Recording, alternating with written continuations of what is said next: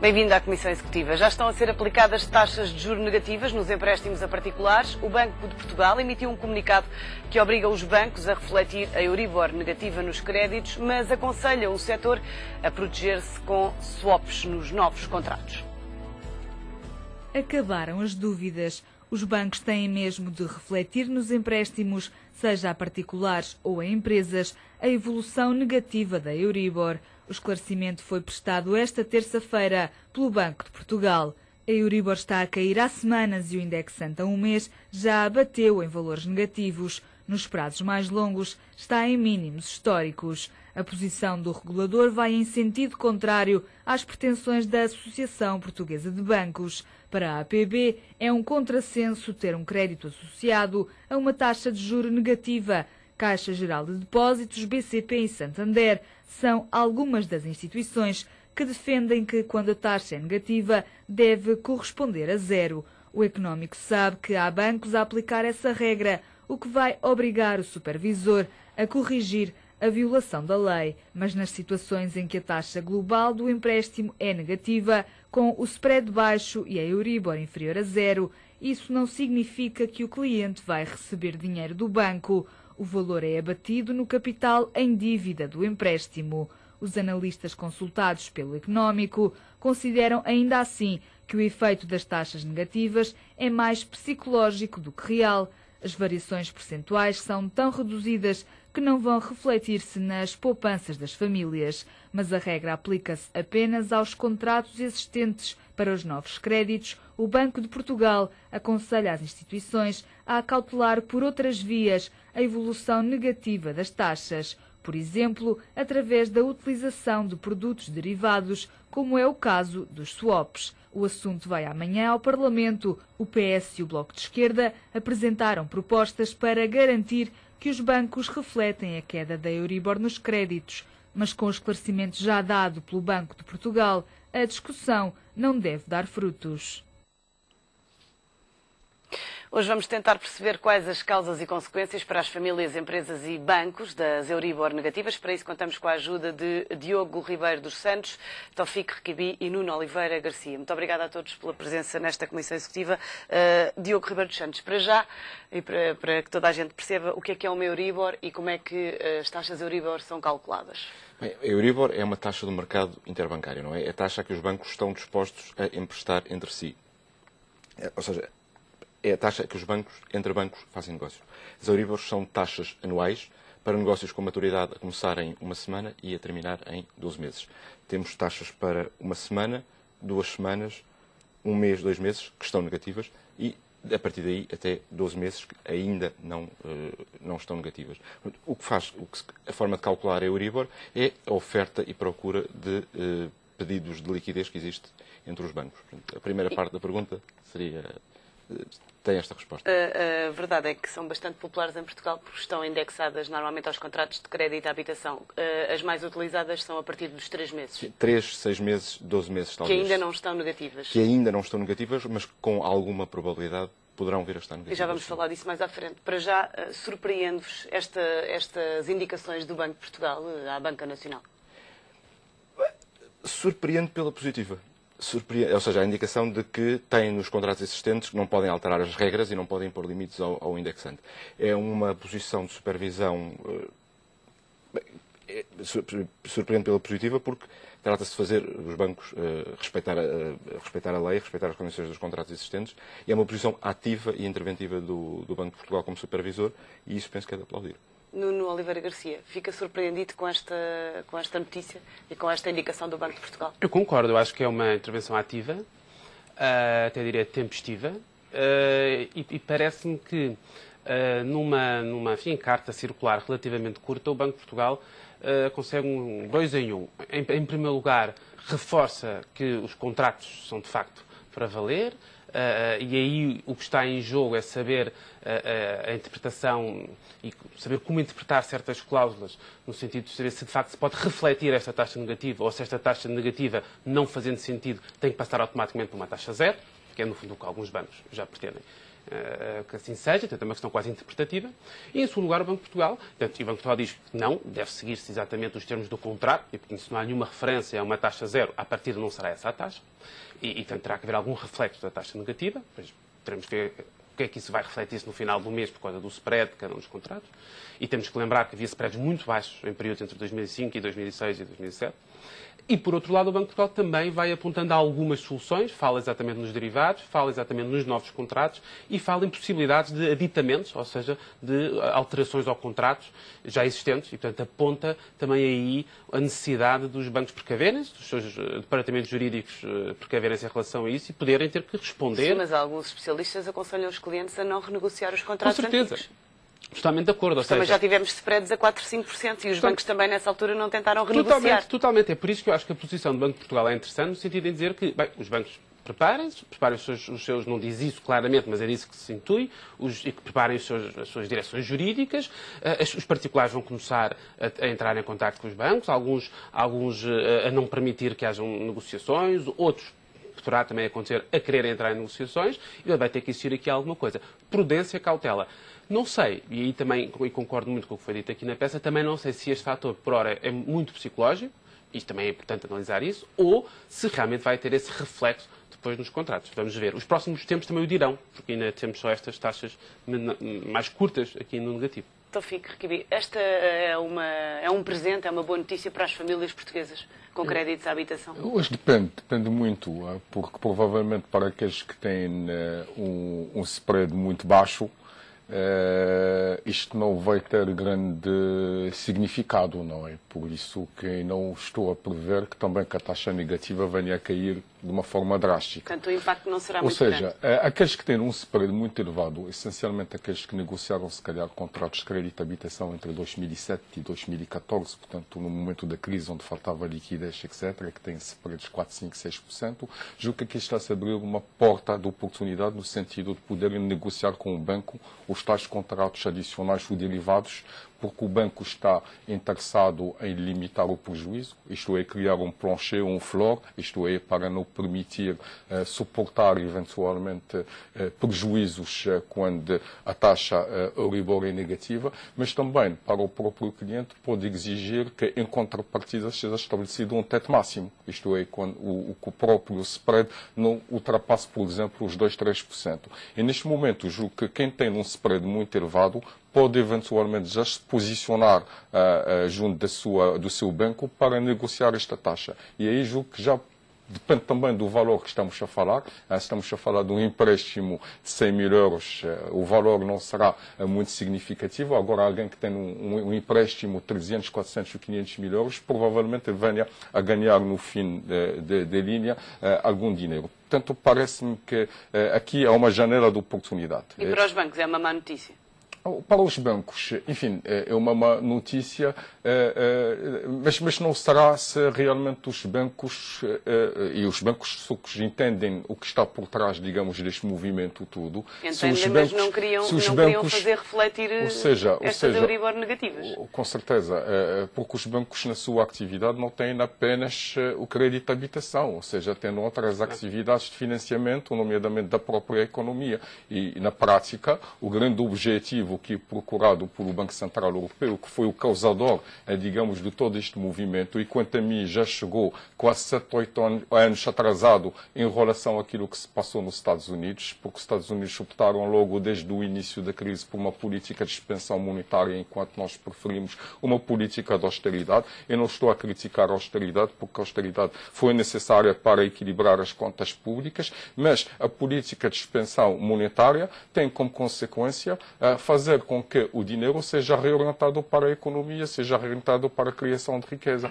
E hoje os bancos, face, digamos, a situação, enfim, da Euribor negativa e eventualmente até taxas de juros de financiamento das economias, dos Estados, que já são taxas negativas, e registrou-se recentemente uma taxa histórica negativa de um empréstimo a 10 anos, penso que isto nunca foi visto na história, no último empréstimo que foi lançado lançado pelos suíços, parece-me que neste momento existem condições para que a banca comece a canalizar o seu dinheiro para financiar a economia. E temos também no olhar, quando estamos a falar do crédito à habitação, olhar para os futuros contratos. Eu acho que neste momento a banca toda já tem informação suficiente para estabelecer contratos que permitem acautelar, digamos, os interesses quer da própria banca, quer dos próprios particulares. E hoje também os spreads estão a baixar, porque simplesmente também há interesse em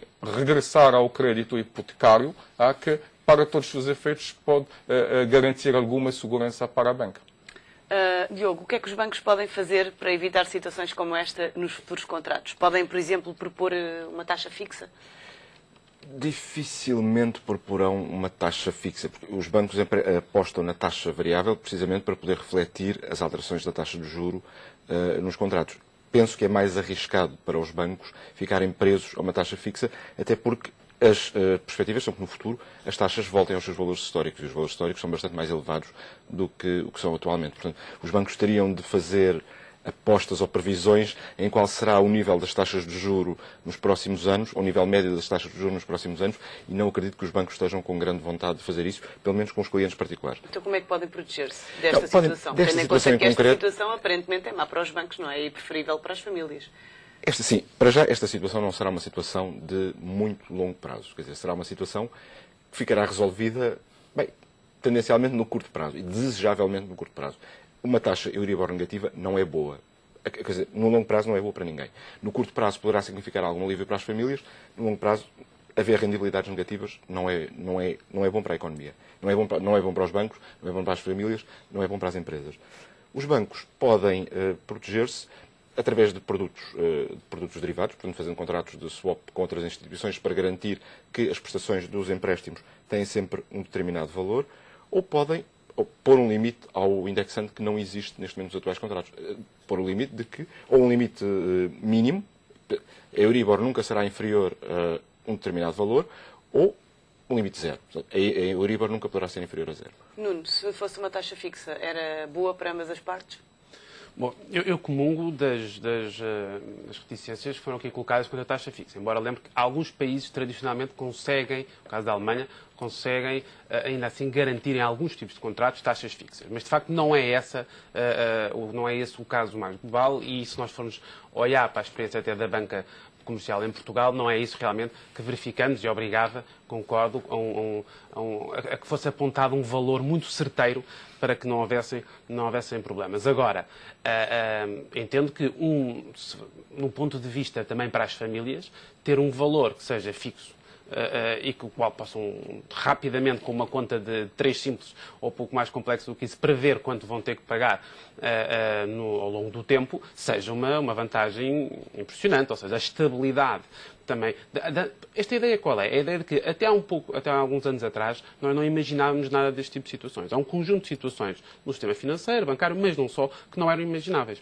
Aliás, ainda há muitas leis, eu não vou entrar por aí, mas há muitas leis que estão completamente desatualizadas neste aspecto. Só um pequeno parênteses para dar a ideia de que, por exemplo, nas dívidas fiscais, o juro que está associado é um juro 4%. Portanto, é para imaginarmos como é possível, numa dívida fiscal, estar num juro de 4%, quando hoje em dia ninguém paga esse juro. Ninguém paga esse juro. E também, ao mesmo tempo, o dinheiro que está a prazo hoje em dia rende absolutamente nada. Portanto, o paradigma mudou. E há outra questão aqui, já que toca nesse ponto. É possível que as taxas que os depósitos possam também ser negativos, as taxas ligadas aos depósitos, ou não? É assim, eu diria que temos que esperar para ver. Acho isso difícil. Nós estamos a falar numa situação em que, basicamente, estávamos a falar disso há pouco, iríamos ter que pagar para ter o dinheiro no banco. Quer dizer, colocávamos 100 e ao final de um tempo teríamos 95. É uma situação que eu também, ou, noutra expressão, que era uma expressão liberal do início do século passado, havia uma tributação do dinheiro, ou seja, mas a lei uma permite penalidade. Que isso aconteça ou não? Não, a lei, eu até diria assim, a lei não está pensada para isto, tem que se olhar, a lei em si não regula expressamente essa situação, tem que se olhar para os contratos. Agora, o que nós temos aqui é uma espécie de duas posições. Por um lado, o próprio Banco de Portugal vai nesse sentido interpretar os contratos, porque todos estes contratos, os depósitos têm contratos longos, etc., de muitas páginas a explicar todas as cláusulas. Depois há uma lei geral aplicável às instituições de crédito que regula em específico este tipo de situações. Não estavam, em caso algum, não conheço a lei agora toda em pormenor, mas não tenho aqui comigo, mas não estava, em caso algum, pensada esta situação. Portanto, há aqui uma parte interpretativa e uma parte que vai até ao Parlamento para ser tratada. Não, existe uma circular, uma nota do Banco de Portugal de 2009, que, de uma certa forma, proíbe taxas negativas para depósitos. Isto quer dizer que o pior que pode acontecer a alguém que tem dinheiro no banco é não receber nada pelo dinheiro que tem no banco. E ainda tem que pagar por isso. Agora, ter que pagar por isso, parece que já em alguns países europeus já isto está a acontecer. Estamos a falar também há pouco, na Dinamarca já está a acontecer, na Alemanha também, em França está prestes a acontecer. Aliás, já há bancos franceses que estão a cobrar às empresas os depósitos que eles têm no banco, cobrar, enfim. Mas também os bancos também têm outras maneiras de cobrar, com as despesas de gestão de conta, não é? Muitas vezes de uma forma indireta, com comissões, etc. Enfim, evidentemente vão se fazendo remunerar pela gestão do dinheiro. E de facto, se chegamos a este ponto, a situação não será muito saudável. Eu entendo que o Banco Central Europeu esteja muito contente neste momento, porque as pessoas, em vez de terem dinheiro na conta, vão procurar se dirigir para ativos de maior risco, investir na Bolsa, e por isso que já estamos a constatar neste momento a evolução dos vários indicadores bolsistas, até o próprio PSI 20 nos últimos meses, derivado de facto que o depósito já não rende dinheiro. As pessoas poderão eventualmente, em vez de terem dinheiro aplicado, enfim, a prazo, mas pagando juros, ao contrário, por isso, preferirem consumir de imediato. Portanto, também isto pode ter um efeito benéfico, embora passageiro, na dinamização da economia, mas não quer dizer que isto não estimulará as importações em detrimento da própria produção e das próprias exportações, como também os particulares podem se dirigir para investimentos mais especulativos, ou seja, aplicar o dinheiro no imobiliário. E aí, eventualmente, pode haver algum risco no sentido de se criar novamente bolhas especulativas em determinadas áreas onde o dinheiro está canalizado não de acordo com a oferta e a procura, ou seja, o preço não é estabelecido de acordo com a oferta e a procura objetiva, que é normalmente a consequência de uma economia equilibrada, mas por o facto de existirem taxas de juros negativas e que não estão a remunerar o suficiente o dinheiro para estimular a poupança. Portanto, parece-me que o Banco de Portugal provavelmente dirá qualquer coisa relativamente a isso, porque também os próprios bancos, se conseguirem se financiar negativamente no mercado, poderão repercutir isso em benefício do cliente e das próprias empresas. Ora, isto não está a acontecer neste momento. Os bancos não têm taxas de juros negativas no que se refere ao dinheiro que eles estão a tentar contrair. Diogo, a verdade é que a Associação Portuguesa de Bancos não gostou muito desta indicação do Banco de Portugal. Diz que constitui um contrassenso porque uma taxa de juros negativa significaria ser o banco a pagar ao cliente pelo empréstimo que lhe concedeu. Há aqui um reverso da medalha e uma inversão de papéis.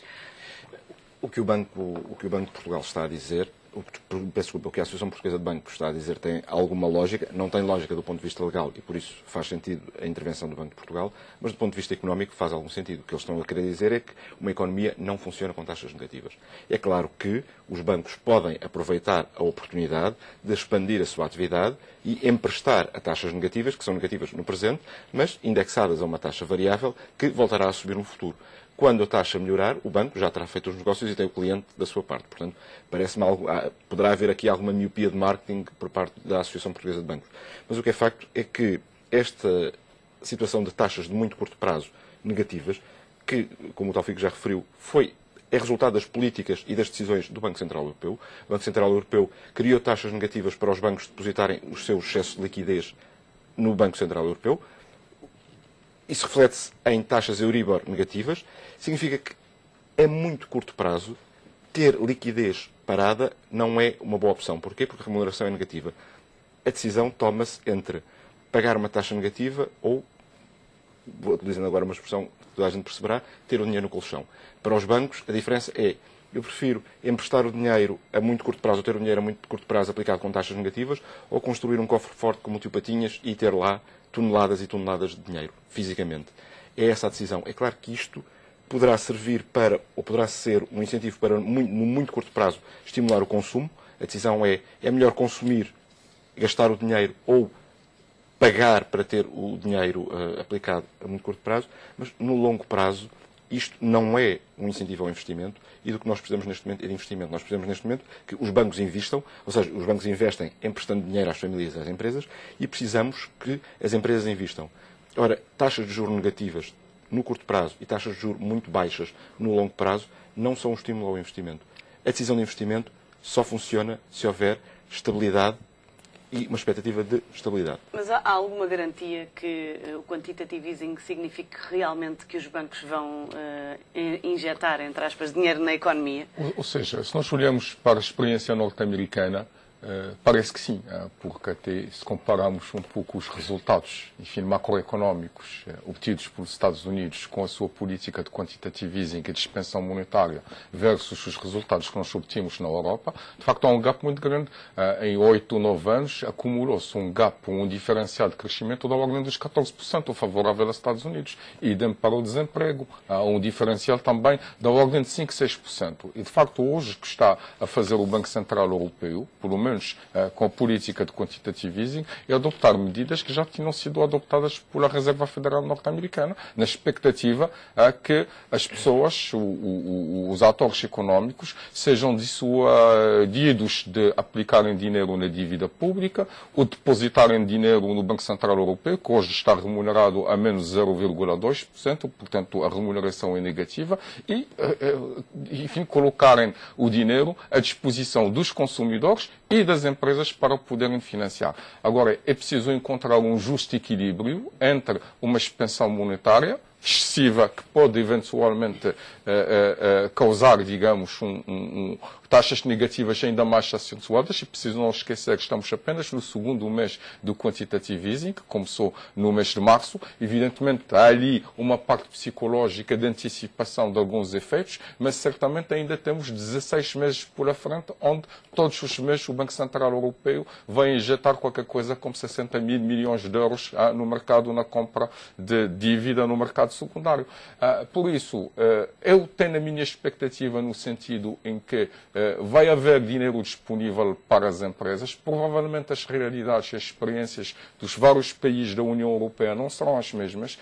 Esta política poderá ser mais proveitosa para economias como a Itália, como a França ou como a Alemanha, de uma certa maneira, porque tem uma base industrial e de produção de bens transacionáveis que poderá ganhar um novo ânimo. Aqui em Portugal, provavelmente algumas fileiras, alguns setores de atividade vão beneficiar. Eu acho que isto pode produzir um bom resultado. Agora, o próprio Banco Central Europeu tem na faca e o queijo na mão e tem que saber um pouco como é que ele vai dosear, digamos, a sua intervenção para não criar, digamos, consequências negativas para outros atores devido, digamos, à sua política monetária. Já continuamos a nossa conversa nesta Comissão Executiva depois do curto intervalo. Até já.